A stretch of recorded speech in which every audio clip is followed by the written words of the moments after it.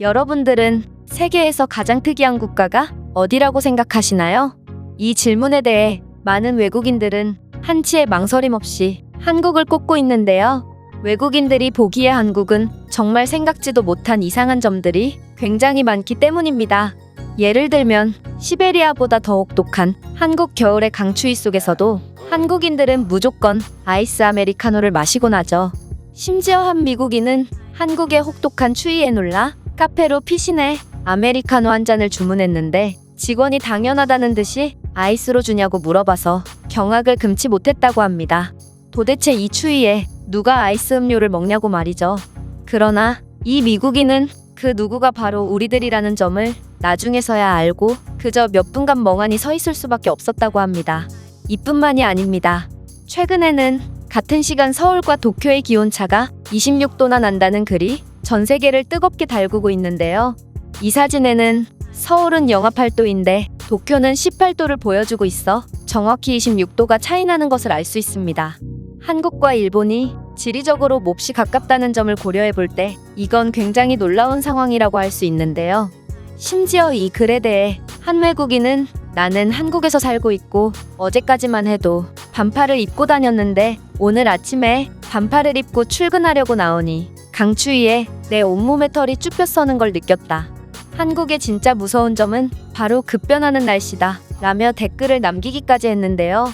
한국인 입장에서는 급격한 날씨의 변화를 적응하는데 그다지 큰 어려움이 없지만 외국인들의 입장에서는 이러한 한국만의 특징이 낯설고 따라서 한국을 세계에서 가장 특이한 국가라고 생각하는 것 같습니다. 이와 관련하여 한 외국인은 한국에서 잊지 못할 경험을 했다며 글로벌 커뮤니티에 글을 남겼다고 하는데요. 그렇다면 이 외국인이 어떤 내용의 글을 작성했는지 자세한 내용 살펴보도록 하겠습니다. 나는 이번에 아시아 여행을 떠나게 되었고 한국과 일본 두 나라를 여행하게 되었어. 사실 미국에서 동아시아는 너무 멀기 때문에 한 나라만 들르기에는 시간과 돈이 너무 아까웠고 따라서 한국과 일본을 동시에 가기로 한 거지. 아시아를 대표하는 나라는 한국과 일본, 중국이라고 봐도 무방한데 지금은 중국을 갈 수 있는 상황이 아니라고 들었기에 우선 두 나라만 방문하기로 했어. 아무래도 항공편은 일본이 조금 더 여유로운 것 같아서 나는 일본을 먼저 들르기로 했고 날씨를 찾아보니 일본은 그렇게 춥지 않았기 때문에 나는 그냥 대충 채비를 한 채 떠나게 되었어. 그런데 일본에서의 시간은 생각보다 정말 고통스러웠다. 바깥은 별로 안 추워서 거의 반팔을 입고 다녔는데 호텔이나 건물 안은 정말 욕이 나올 정도로 춥더라고. 추위를 별로 안 타는 나조차 일본 건물 안에서의 추위는 정말 견디기 힘들었는데 이건 건물로서의 가치가 있는 건가 싶을 정도로 바람과 추위가 그대로 들어오더라.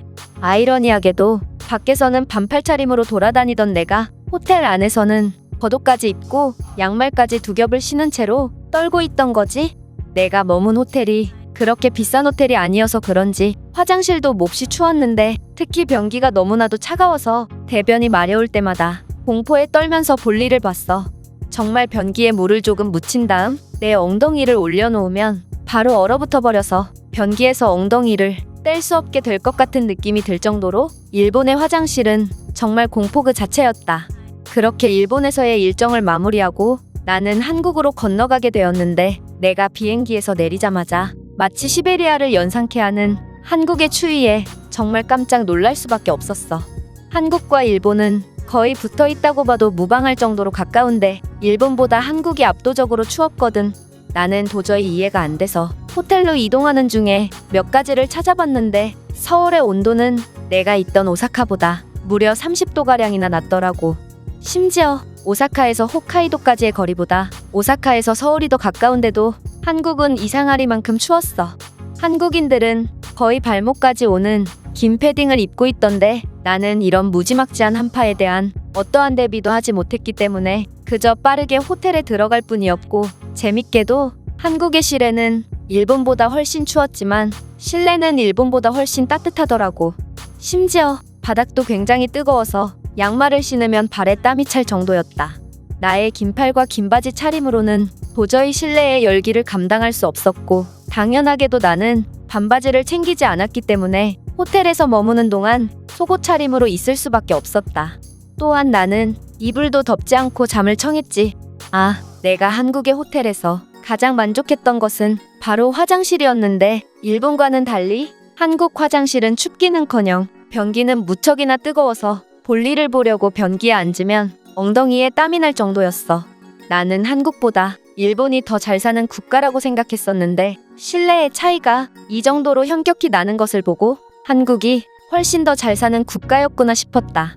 한국은 얼마나 돈이 많으면 저렴한 호텔임에도 이렇게 훌륭한 난방시설을 구비해놓고 하다못해 바닥과 변기까지 뜨겁게 해주는 난방을 아낌없이 틀어주는 건지 정말 깜짝 놀랐어. 일본은 별로 춥지도 않은 날인데도 쓰레기를 버리거나 잠시 바람을 쐬러 문 밖을 나오는 사람들은 전부 패딩을 입고 있었거든. 이건 실내가 그만큼 보온이 안 된다는 증거겠지. 하지만 한국은 실내에서는 맨발의 속옷 차림으로 있어야 할 정도로 덥다. 어쨌든 나는 이런 강추위에 바깥에서 노는 건 도저히 무리라고 생각하여 한국의 술집이나 음식점 등의 실내 위주로 탐방하기 시작했고 여기서 어떤 한국인 친구를 사귀게 되었어. 그는 다음 날에 한국 이곳저곳을 같이 다녀주겠다고 했고 다음 날에 그가 보인 행동에 나는 기겁을 할 수밖에 없었어. 나와 만나자마자 그는 자신의 주머니 안에 있는 스마트폰을 꺼내더니 스마트폰이 얼음처럼 차가워졌다며 핫팩으로 스마트폰을 녹이기 시작했고 이내 카페에 들어가서 아이스 아메리카노를 주문했기 때문이야. 나는 무척이나 놀라서 스마트폰이 얼 정도의 추위에 무슨 아이스 커피를 먹냐며 말렸지만 그는 진정한 한국인은 겨울에도 아이스 아메리카노를 먹는 법이고 겨울에 뜨거운 아메리카노를 먹는 사람은 북한에서 온 간첩임을 의심할 필요가 있다며 너스레를 떨더라고. 그리고 춥지 않냐며 내가 한국에 오기 바로 전날에만 해도 한국인들은 모두 반팔을 입었을 정도로 날씨가 좋았는데 갑자기 추워졌다고 말하며 나보고 운이 나쁘다고 하더라고. 나는 도대체 날씨가 하루 만에 반팔에서 패딩을 입어야 할 정도로 급변하는 게 말이 되나 싶었지만 이 한국인 친구가 이 추위에 아이스 아메리카노를 마시는 것을 보고 나는 그저 생각하기를 멈출 뿐이었다. 이 친구는 한국의 강추위는 내가 입고 있는 얇은 옷들을 모두 뚫고 들어온다며 K 칼바람은 살을 뚫고 뼈를 공격하므로 나처럼 입고 싶은만 다니면 추운 정도가 아니라 온몸이 쑤시며 아플 거라고 말했어. 그리고 내게 자신이 가지고 있는 핫팩을 건네주더라. 내 옷에 주머니 여기저기에 핫팩을 두르니 아까보다 훨씬 나아졌어. 이건 정말 누가 만들었는지 모르겠지만 이렇게 무섭도록 날씨가 급변한다는 한국에 딱 적합한 보온기구라는 생각이 들었다. 그냥 언제든 가지고 다니다가 갑자기 추워지면 바로 핫팩을 두르면 되니까 말이야. 나는 한국인들은 이런 생각을 대체 어떻게 하는 거냐고 물었는데 이 친구는 한국은 어중간한 생각으로는 살아남을 수 없는 곳이라며 한여름과 한겨울의 온도가 60도 이상 차이 나는 땅인데 그저 현실에 안주한 채 살아간다면 여기서 적응할 수 있겠냐고 말하더라. 나는 한국인들의 지혜와 생활 방식에 감탄하면서도 정말 한국인들처럼 임기응변이 뛰어나지 않으면 웬만한 사람들은 이 땅에서 절대로 살아남을 수 없겠구나 싶었어. 그리고 여름과 겨울의 온도차가 60도 이상에 하루 만에 반팔에서 패딩을 입어야 할 정도로 극도로 불안정한 날씨 속에서도 아이스 아메리카노만은 절대로 포기하지 않는 한국인들의 강인함에도 혀를 내두를 수밖에 없었다. 모기와 바퀴벌레가 단 한 번도 멸종을 경험하지 않은 것처럼 한국인들은 지구가 멸망해도 끝까지 살아남지 않을까 싶어. 이 외국인의 글은 여기까지입니다. 그렇다면 이 글에 대한 다른 외국인들의 반응은 어떤지 댓글을 통해 해외 반응을 살펴보겠습니다. 러시아인들이 추위를 잊기 위해 미친 듯이 술을 마시는 것처럼 한국인들도 같은 이유로 술을 미친 듯 마시는 게 아닐까? 아니, 한국인들은 여름에도 내일은 없다는 듯 술을 들이붓는다. 하지만 막상 다음 날이 되면 그들은 그 누구보다 알차고 성실한 하루를 보내곤 하지. 한국인들이 롱패딩으로 무장한 사진을 보고 마치 바퀴벌레 때 같아서 징그러웠는데 한국의 겨울을 한번 경험해보고 이들을 완전히 이해할 수 있게 되었다. 이 땅에서 살아가는 모든 한국인들에게 존경을 표한다. 한국의 핫팩은 정말 놀라운 발명품이야. 나는 한국에서 이 물건을 한번 경험해보고 내 나라에 돌아가서도 매 겨울마다 이 핫팩을 즐겨 사용하곤 한다.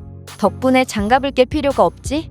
재밌는 건 한국인들은 겨울에는 아이스 아메리카노를 먹지만 여름에는 몹시 뜨겁고 매운 음식을 먹는다는 거야. 나는 도저히 한국인들을 이해할 수가 없어. 여름에는 세계에서 가장 더운 불지옥, 겨울에는 세계에서 가장 추운 얼음지옥을 왔다 갔다 하며 살다 보니 한국인들은 정신이 반쯤 나가버린 게 아닐까? 그렇지 않고서야 그러한 이상한 식습관을 가질 리가 없어.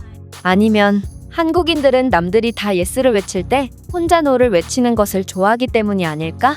그들은 늘 새로운 방법을 찾고 기존의 방식과 틀을 깨기 좋아하는 사람들이라고 들었거든.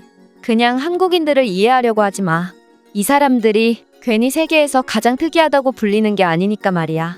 그들은 알면 알수록 더 모르겠는 사람들이다. 아마 한국의 바닥이 따뜻했던 이유는 그들의 조상들이 진작부터 발명했던 온돌 기술을 사용했기 때문일 거야. 그들의 놀라운 보온 기술을 한번 느껴보면 정말 한국에서는 침대가 필요 없겠구나 싶을 거야. 제가 준비해온 내용은 여기까지입니다. 끝까지 시청해주셔서 진심으로 감사드리며 여러분들의 구독과 좋아요, 알림 설정은 영상 제작에 큰 힘이 됩니다. 이상 세모튜브였습니다.